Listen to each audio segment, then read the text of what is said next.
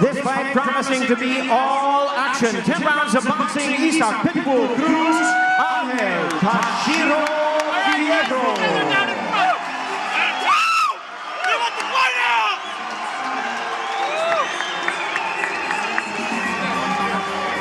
Are high. This is the last time they'll face each other before they meet in the center of the ring tomorrow night for the unified light heavyweight championship of the world. The Mexican Monster, David Benavidez versus David Morrell.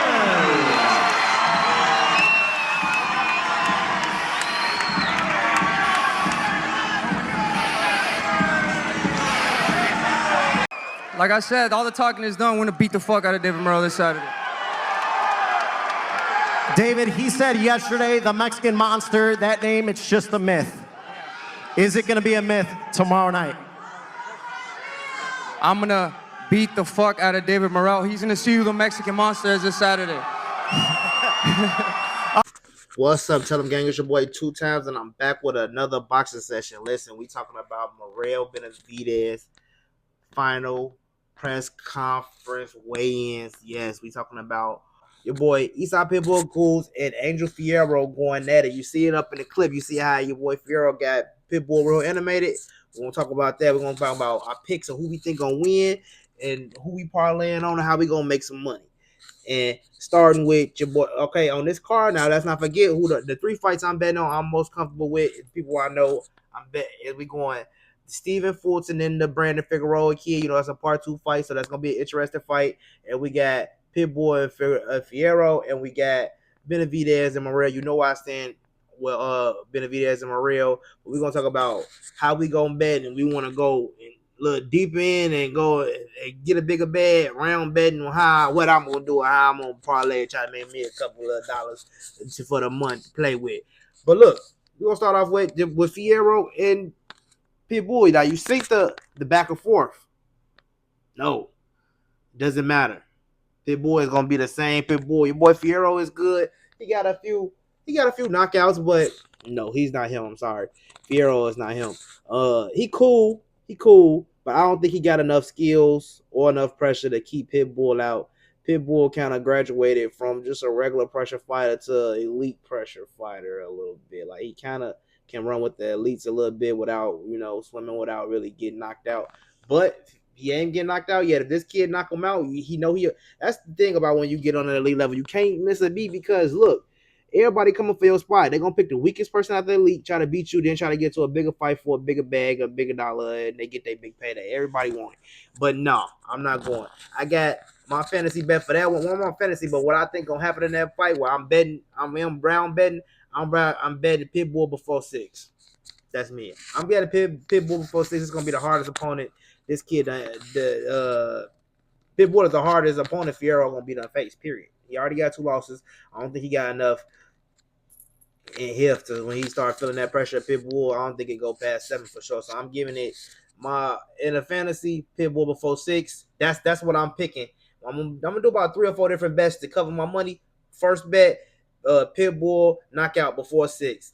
Then if you just want to play it safe, do Pitbull money line.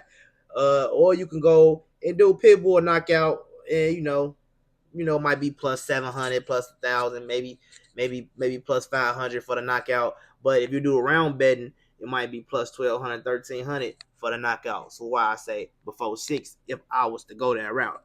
Then bam, we got your boy Stephen Fulton and Brandon Figueroa. I can't wait to see that fight. That's gonna go 12. I would say if you want to go crazy and pick something, pick decision 12. But they both talking about coming in and not leaving it up to the judges and all that. Shut up. It's going 12. I don't see either one of them probably stopping each other. They both gonna go forward and then they both gonna fall back the later rounds. It's both be going back and forth off the back foot. It's gonna be a solid fight. I got Stephen Fulton winning, but I'm not gonna say how. He might get a stoppage. I don't think he's gonna get a stoppage though. I would give it to Fulton by decision. But hey, you never know. That fight can also be a draw, but I wouldn't bet a draw. I give it to my opinion, Fulton by decision. Figueroa, no. Let me get them belts. All right, then we got your boy. Now that's me. Now I would just pick decision, or you could just put money line on Fulton. money line on Pitbull. You got 2 bets. Match it with a basketball team of your pick, and you got you a nice little bag for the shit. You might make you some money. You got to pay rent. Shit, you never know. Look, then you got the big boys. Now we talking about David Benavidez and David Morrell, and I'm starting to understand your boy David Morrell. I'm starting to get him. Like I'm watching him in a press conference, and it's like he got his thinking cap on. He got his man in the fight. Like I don't think he's trying to let Benavidez get in his head. You see what I'm saying? He trying to keep Benavidez at bay. He don't want Benavidez swimming in his head, trying to get him to argue with him when he ain't trying to argue. If I'm trying to say peace and love, nigga, it's peace and love. It's not fuck you, it's peace and love. So that's good. Now that I'm thinking about it, like that's good because it's like whatever Benavidez try to get him to do in there, if Morrell, if his thing is, let me counterpunch and stay away from this man, then that's the first step to that, the mental part of it. Don't let him entice me into arguing with him. Let him entice me into the back and forth because hey, if I let him do that and we just talking and he say the wrong thing when we in the field, he hit me in the wrong punch, I might go in and then make a mistake. Boxing is mental. So I respect Morrell, and this do show that he is that he is a high caliber fighter just for him having his head on like that. Like I respect it. He ain't let not in the way he ain't let your boy Benavidez pull him all out of his character. He stayed peace and love. Do this all that to Benavidez. What's up, man? You ain't finna make it. So I think that it's gonna be cool after the fight. They're gonna hug it out and let it go. Might go to the bar or something after that in Vegas. If it don't end up knockout, somebody gonna be gut hurt, feeling hurts. But I'm going Benavidez knockout in that fight. Benavidez knockout between rounds 7 and 11. Mark my words. That's a big gap. But if they got to do a round better between 7 and 10, I do that. But if I could customize it, I do like 8 to 12, and I know, or I do 8 to 12 or 8 to 11. 7 to 11 is perfect. 7 to 11, Benavidez stoppage. Boom. That's that. So I would do my perfect bet, big parlay. We're going Benavidez round 7-11 knockout. We're going Pitbull before 6 knockout, and we're going Stephen Fulton money line or decision. If we go to bet exact fight outcomes, boom. If you want to just bet money line all across and make $10, cool. Just Stephen Fulton, Pitbull, and Benavidez. These are for sure the winners of the fight. And you know what? That's not good. It's too easy for me to pick the winners of these fights. PBC. Because if you go look at this Rider season card coming up, I don't know who winning shit. I don't even know for sure if Shakur gonna beat Kid Schofield. Like Schofield, Shakur sparring with goddamn Sean Porter, Keyshawn. He nervous as hell in there. He up in there, fuck the fans. He already warning us, fuck the fans.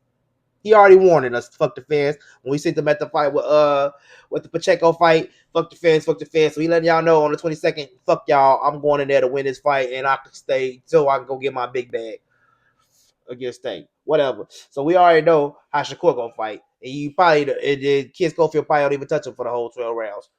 That's what I think, but I don't know. Then we got Du Bois and Parker. I don't see Parker outlanding unless he just gonna really work on Du Bois' ass the whole time. I don't see Du Bois letting Parker go up in there and box his ass up for a whole 12 rounds. I see that being a stoppage. I see Du Bois pulling out one out his back pocket and knocking his ass on his pockets. That's the fight that I feel is the easiest to judge, and it's not even so easy to judge. Like I'm not even 100% sure about that. Like. And then we got Better Be Bivol. I don't know who gonna win that. You see, Better Be won the last one. It was a close fight. I felt like Better Be won the first one, but a lot of people feel like Bivol won the first one. I'm not no damn judge. I just think as a fan, if you got me in there motherfucking judging, Better Be won. I'm giving it to the attacker. So Shakur, if your ass in there bullshitting, and if I'm the judge one day, your ass ain't getting a nod. Yes, ain't getting a nod if you're out there running around, skating around the ring for the whole 12, and I got a man come putting pressure on you and touching you a little bit, and then at the end of the ring, like, Mo, you strong. I don't want to hear it. Go up in there, you throw them hands, my boy. Throw them hands. And then Shakur, I feel like Shakur really got it. He He just don't want to get hit. He's not taking no risk. Cool, I get it, but Shakur, you can step up. We want to see some greatness for you. You want to see that 130-pound Shakur, that Jamel Herring Shakur. That's what I want to see. I know you got it. Like people you fighting, you can really pick apart, but you just choose not to. Did we get okay? We did better beef. We did, yeah. I don't know. We got Madrimov and fucking Virgil Ortiz. Everybody loved Madrimov because he went 12 for Clarence Crawford. The nigga still lost. Yeah, he did touch Clarence Crawford with a lot of shit, but now y'all just saying Madrimov so good because y'all just the only people who saying Madrimov is so good is the Buds, Team Bud Crawford. The only people who saying that. And don't get me wrong, I'm a Bud Crawford fan, but damn. He ain't that damn good. If he was that damn good, then give him a rematch. Then you ain't hear Bud talking about a rematch with him. He don't even feel like he lost. I mean, it was a good, nice little sparring match. It was like a nice sparring session in there to me. That's what that looked like to me. Good work. And I don't feel like Madrimov is that good. Like y'all not understanding that styles make fight. Terrence Crawford is more of a counter puncher. So a guy like Madrimov feigning and all of that shit and doing all that is gonna throw him off, and he can't time your punches. He can't get your timing down right. You know, he never kind of went on an attack in that fight. He just adjusted to the weight. You see what I'm saying? So that's hard. That was a hard fight for Terrence Crawford. But if it was somebody like a Sean Porter in there, Sean Porter would beat Madrimov. Everybody always so quick to throw shade on Sean Porter. I don't get why y'all always everybody compare somebody to Sean Porter. They're like, you got a Sean Porter style. No, I don't. Y'all don't disrespect me. I got way more skills than Sean Porter. Shut the fuck up. You're gonna lose. Gary Antoine Russell already lost. I mean, why you hate fucking Sean Porter so much? Like, why you saying shit like that? Like, everybody hate being compared to Sean Porter. Kids Schofield, y'all don't want to be compared to Sean Porter. Sean Porter was a great world-class fighter. He made it to the top echelon of fighters, and a lot of people never make it to that pinnacle. So y'all really tripping. You're really fucking tripping. And Sean Porter really got it. Sean Porter is not a bad fighter at all. You see his fight with fucking Terrence Crawford. I just watched it recently. It's legendary. That's a good fight. That was a good fight. Like for real, you really can't ask too much more from out of a fighter. Like Sean Porter is a great fighter. He fucking beat Adrian Broner. What are you talking about? Yeah, I never watched that fight. I gotta go back and watch that fight. So I hate watching highlights and stuff. But yeah, I gotta see the fight, the whole not the fight highlights 9 minutes. I want to see the whole 30 minutes. Yeah, y'all know Adrian Broner never been stopped. I love to see Adrian Broner stay in the ring. Every time Adrian Broner fight, I'm trying to pay for it. I pay for Adrian Broner fight. I'm gonna get my money worth. Adrian Broner not running from nobody. When have you ever seen Adrian Broner running from a man in the ring? But yeah, man, that's what we doing. That's how we betting. Y'all got y'all bets for tomorrow's pick. Let me know who all made some money off of me, and let me know if you did. If I cost you some money, I cash app your ass some. Probably not. Stop playing with me. But look, yeah, like, comment, subscribe. Let me know who y'all betting, how y'all betting. I'm Benavidez stoppage late. I'm betting, and I'm betting Fulton for the decision, or just money line Fulton, just to win, and then I'm betting Pitbull for the KO. Period. I'm up at least $300 to $500 off of that parlay with 20. I could spend $20 on that parlay. I could bet tomorrow with less than $100, and I know I'm making at least $500 to $700 easy. And I'm gonna do a couple safety bets, make my money back. I don't make nothing, but I'm pretty sure like it's PPC cards. I be hitting on PPCs. The PPC cards I be hitting on. I'm starting to realizing that I got a rider season card. You trying to match up how I'm gonna bet on that shit? I'm like, nah, I'm just gonna come and call. I ain't gonna bet on this card. I don't know who the hell gonna win. Hey, but we just ran on because that's what I do. It's your boy 2Times Tell them. Let me know in the comment section what y'all think. And who y'all betting on, how y'all betting. We'll talk about the rider season card. I do a video tomorrow. I'm gonna do a video tomorrow on Clarissa Shields, her fight. She went up to heavyweight to fight. So let's do a video on her fight, and then bam. Talk to y'all tomorrow.